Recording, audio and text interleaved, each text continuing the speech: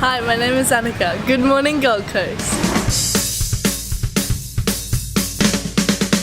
Good morning, Gold Coast. It's Cam. Today I'm down at Little Robina Capes Park, right across from the Q Super Centre. It's Hump Day, Wednesday. Everyone looking forward to the weekend already? Good, because it's just 3 more days. And the forecast for all of those days is sunny. Remember to do the whole Facebooky thing, like, share and comment, because that way you get mentioned at the end of the show tomorrow. But the main reason I'm down here this morning is because of these people behind me. Clearwater Islands. They're in today's news. You see, if you're in the market for a house, the RACQ's latest cost of living report should give you a bit of an idea of what's in your price range. It should come as no surprise that Main Beach is actually the priciest suburb in all of Gold Coast according to the median house price. You won't get much change from $1.5 million. But then South Stradbroke, Mermaid Beach, Surfers Paradise and Clear Island Waters round out the top 5 of the most expensive places to buy a house, all around the $1 million plus-ish price range. Meanwhile, at the really cheap end of the scale, like if you're a first home buyer or something like that, the RACQ report reckons Stapleton is the cheapest place with a median house price range of just $190,000. Of course, if you're buying there, you're practically halfway to Brisbane on the M1.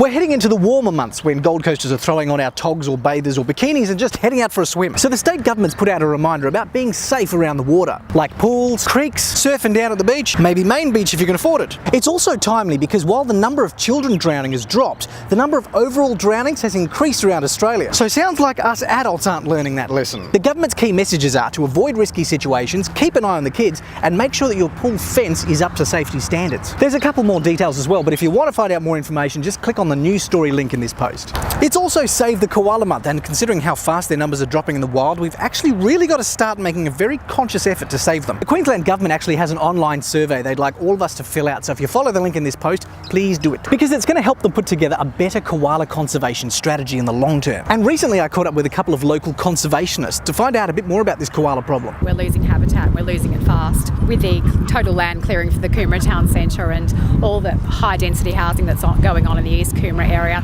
koalas are in dire straits. We really need to know exactly where our koalas are now, how many we have left, their health, and where they're traversing to. So where are the wildlife corridors? Right now they are endangered. In the Gold Coast area, we've only got about 4,000 left now, and 10 years ago there was about 25,000. So the numbers are declining rapidly. We're losing about 6 a day. Just in the last week, Wildcare had 10 koalas that have been hit by cars brought into them. That's absolutely shocking. You think of Australia and you think of koalas and kangaroos. You know, they are our icon. Here we are on the Gold Coast. We've got the Commonwealth Games coming up in 2018. The koala is our mascot. And if we're not careful, we won't have any koalas left in the wild by the time the Commonwealth Games come around. Let's see what's happening around the place.